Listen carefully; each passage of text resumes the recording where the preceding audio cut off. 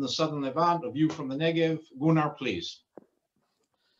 Okay, thank you very much. I hope you can see and hear me. Just set up to the break.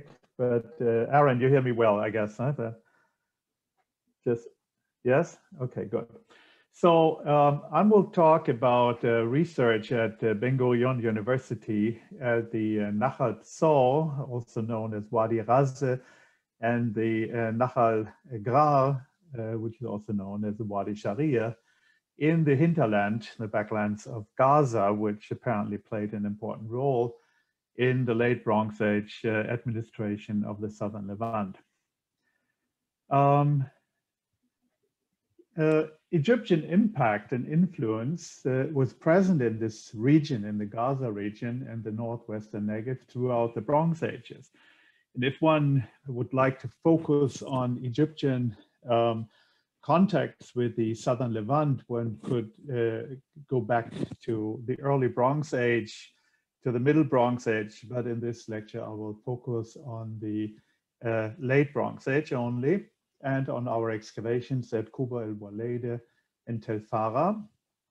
But of course, I'd like to point out the excavations also of my colleague, Professor Eliezer Oren, who conducted very important excavations at Tel Haro, Sharia, and other sites. Now, the area I'm focusing about is, in my view, an interface between the ancient Near East in general and Egypt on the other side, as I indicate with these circles. And in the late Bronze Age, it is an interface between the North African core land of Egypt geographically with the dominions in the Middle East. So the side of the line, if you want, the interface would run right, and I'm using my mouse now, I hope you can see that, would be right in the area that we are focusing on our research here today, of course, in the state of Israel. And in the background, we will have to discuss continually the character of the Egyptian rule in the southern Levant in the late Bronze Age, that is since the 16th century. Well, we assume that there was a rule. Of course, there's a debate within a very extreme position by Caroline Higginbottom, who claims that there was no direct rule whatsoever. And although I think most colleagues will not subscribe to this hypothesis anymore, we are actually, we should discuss the character in detail and very carefully about what happened in the southern Levant and how the Egyptians actually ruled here and what form this was, direct or indirect. In my view, and this is the point I'd like to make here, I think that in the 18th century, the southern Levant was ruled in the form that I call here an informal empire with a rather indirect rule, as of course, this is the period at the end of the 18th century, it's the period of the Amarna period, and there's some written evidence about this.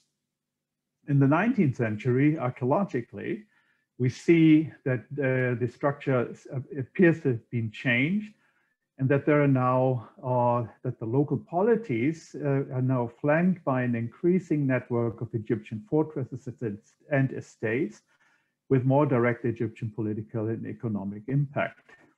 I will also argue that this situation continued apparently in the 12th century under the 20th dynasty, and in the second half of the 12th century BCE, then evidence for Egyptian influence and epigraphy in particular disappears, or waning, and this may indicate an end of Egyptian direct rule or indirect rule around 1130.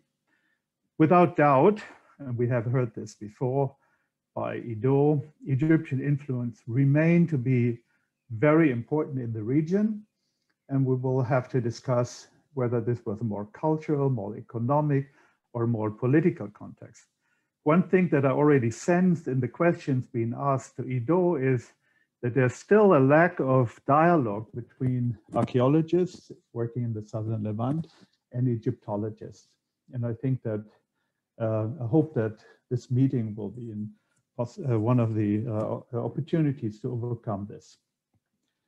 What's the evidence then that we call this network, that I just mentioned, the increasing presence of Egyptian material culture in the southern Levant? Why do I call this Egyptian? And I would cautiously call what I mapped here on this map here, sites that show Egyptian investment in some form. And especially you can see that in the southwestern part of the southern Levant, these sites are taking the form of a network almost in very dense distribution. By the way, and I will not really deal with this question today, is the question whether this hole that we see here has anything to do with incoming sea peoples that may appear in the region of Ashkelon, maybe Gaza, during the 12th, maybe even earlier century. Now, I do not agree with Caroline Higginbottom that this network was does not reflect in any way any direct rule in the country. And I think that we do have an imperialist and colonialist expansions here. And with that, I agree very much with Ido, what he has just told us.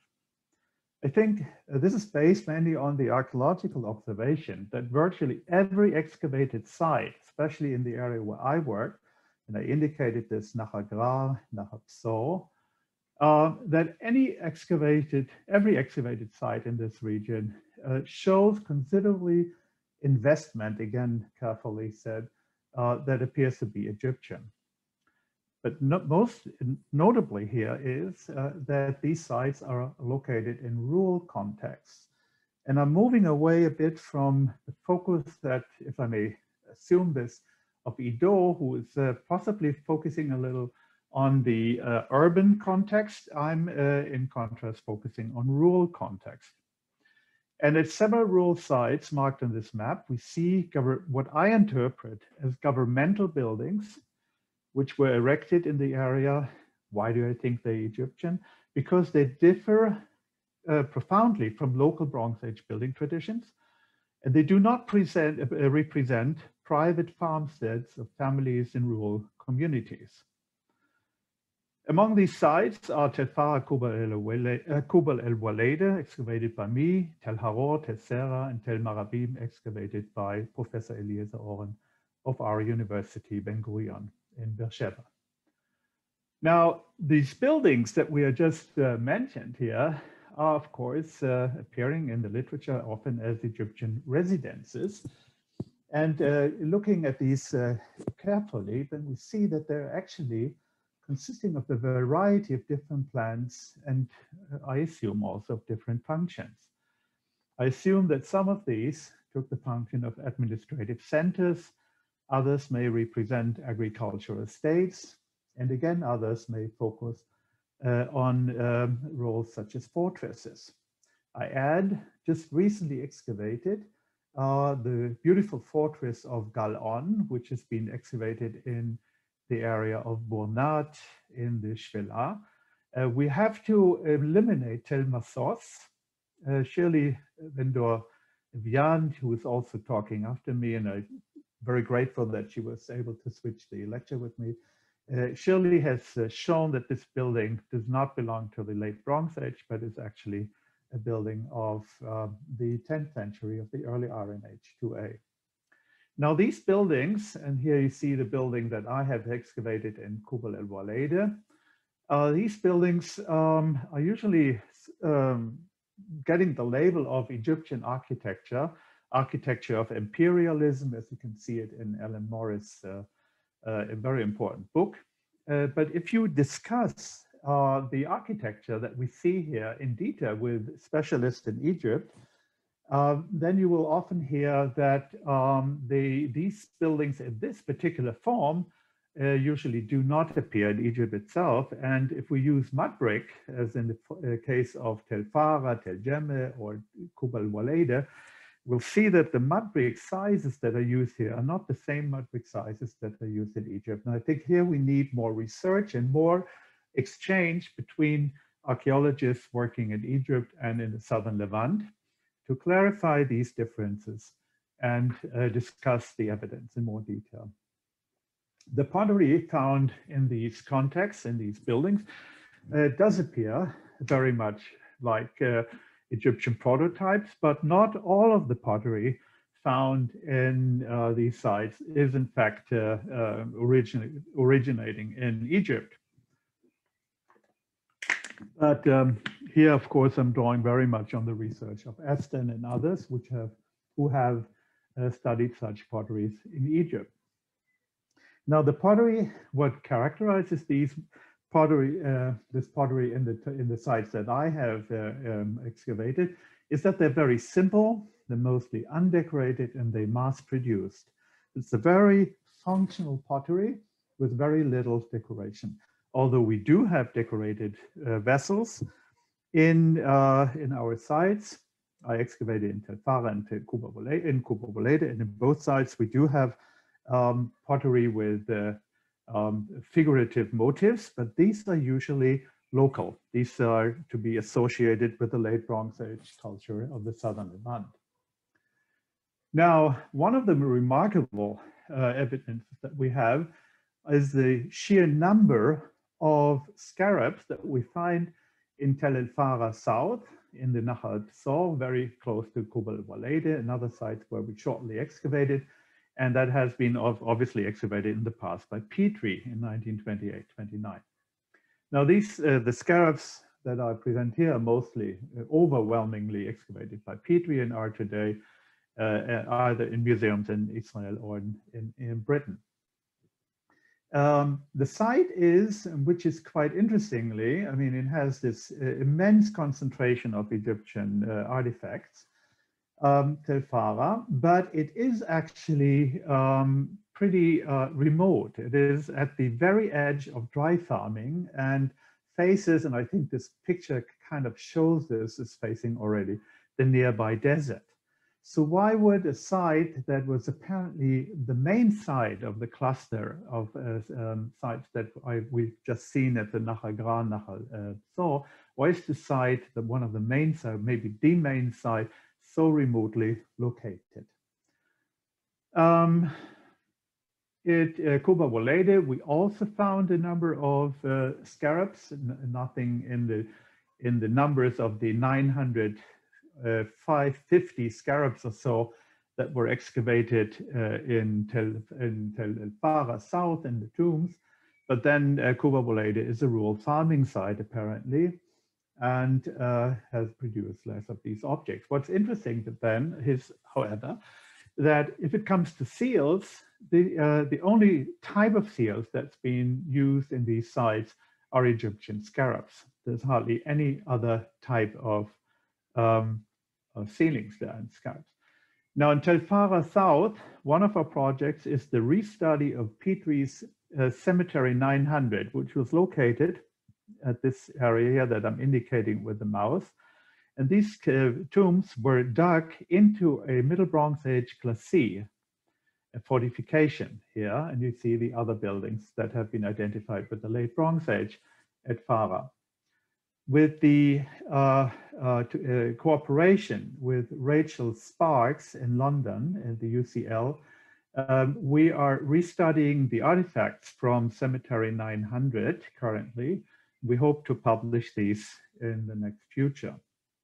Interestingly, we not only found pottery, jewelry, metal artifacts, seals, and scarabs, but we were able, with the help of British and Finnish colleagues, to identify some of the bones from the 900 cemeteries, about 25 skulls, many of which have still teeth on them, and this will enable us, hopefully, to identify DNA and the tooth enamel for research which we hope will give some more evidence for the origin of the buried population in Tel Farah.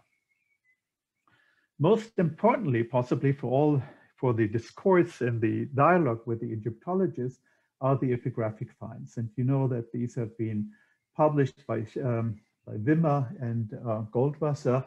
And Kuba Wolede has added two more these hieratic ostraca and previously excavated ostraca with an old Canaanite inscriptions. If you look at the map, and I mapped here what Goldwasser and Wimmer have collected so far, I hope this is more or less actual, then you can see in green there's a dense concentration of hieratic inscriptions in the 13th and the 12th century in the study area of the Nahal Tzor and the Nahal Grau.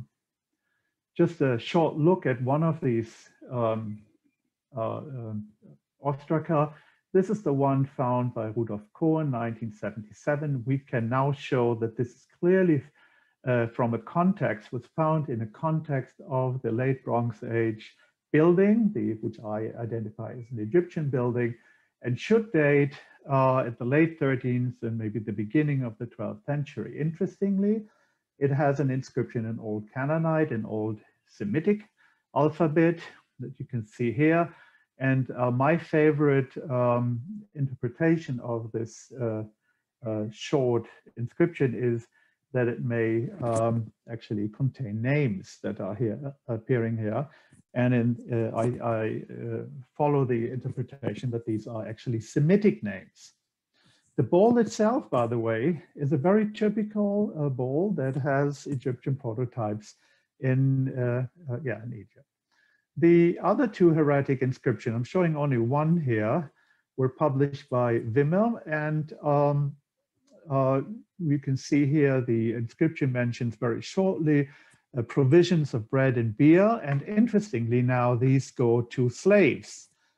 And one of them is called the Janter, I hope I pronounced this correctly, and this is the second one, Mapar. And at least Mapar seems to be a Semitic name.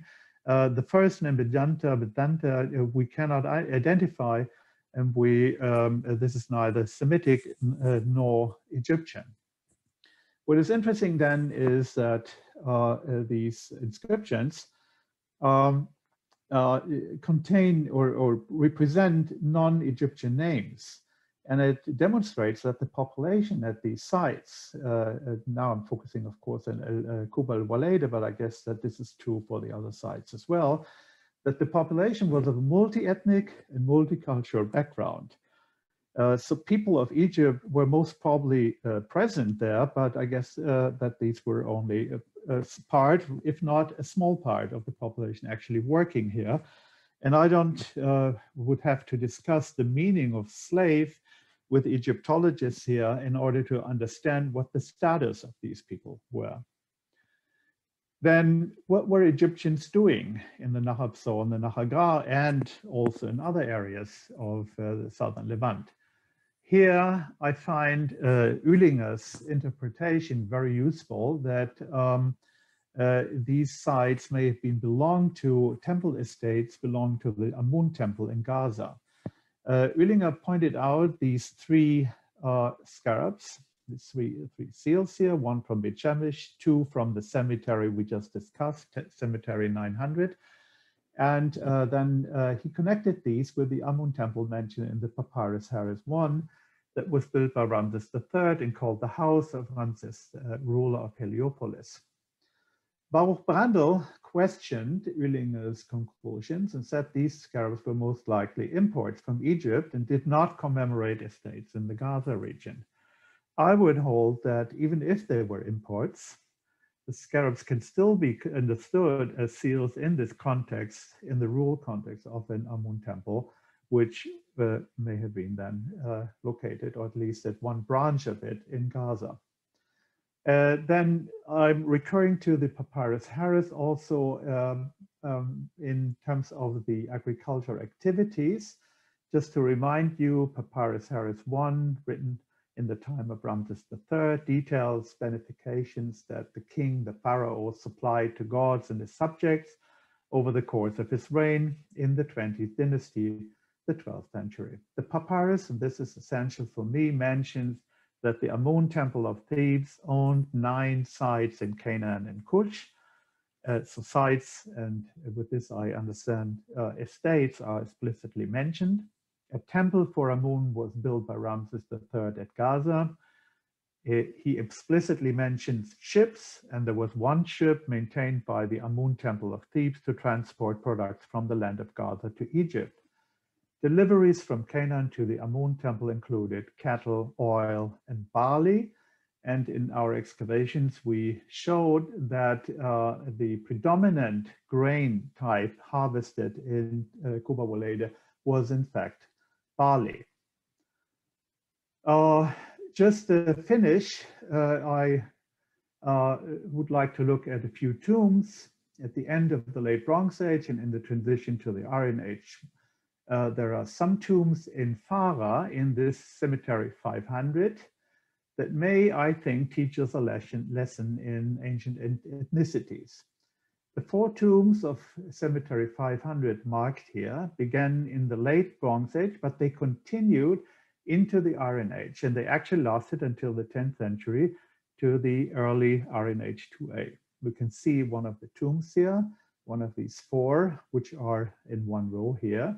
And you can see that these are actually take the form of typical late Bronze Age tombs with steps going down. There is even a Egyptian type, Egyptian style anthropoid sarcophagus in this tomb. Yet, if we look at the pottery, well, first of all, I should tell you that the pottery in the Nahas Pso that we excavated at Farah and at Kuba Wolede is very distinct if it comes to the distinction between late Bronze Age and Iron Age. You can very clearly even distinguish even body shirts because in terms of the fabric, the decoration, and the pottery forms. So usually we have either contexts with late Bronze Age pottery, or we have contexts of the Iron Age 1. And interestingly here in Iron Age 1, we have a number of Philistine pottery, Philistine decorated pottery. And to Dietrich Raue, again, here he asked for the chronology here. We also have radiocarbon dates. And of course, the potteries that we date to either the late Bronze Age 2-3 or Iron 1 are embedded in the very dense research of ceramics and stratigraphy of Israel today. Now, why I'm pointing these out, because in the 4 tombs that I'm discussing here, we have a mixture of these styles. We have a mixture that is apparently due to chronological distinctions. So these tombs, I point out the 4 numbers here, which all 4 of them are in one line, as you can see here on the plan. Here you see Tel Farah, by the way out, and on the way out of the Tel, these 4 tombs. Now these 4 tombs have a mixture, and I show only very few vessels here. They have contain late Bronze Age pottery, they contain Philistine pottery, and they contain even Iron Age 2A pottery of the early 10th century. Now, how can we interpret these? I think maybe we have here tombs that were used by families, extended families, for more than 150 years. And these people, these families, may have started their careers in Tel Farah as Egyptians, and then they moved on to become Philistines, if pots were people and if people were pots. So I'll leave you with that and conclude that what we see here is, in my understanding, very intensive, quite intensive, I'd say, in Egyptian investment in southwestern Israel. Israel since the 13th century, especially the 19th and 20th dynasty. This continued until the 12th century.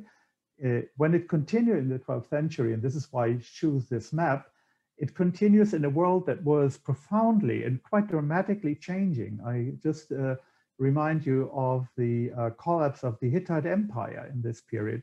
So while all the world around it is very significantly changing, Egypt holds on to at least parts of the southern Levant.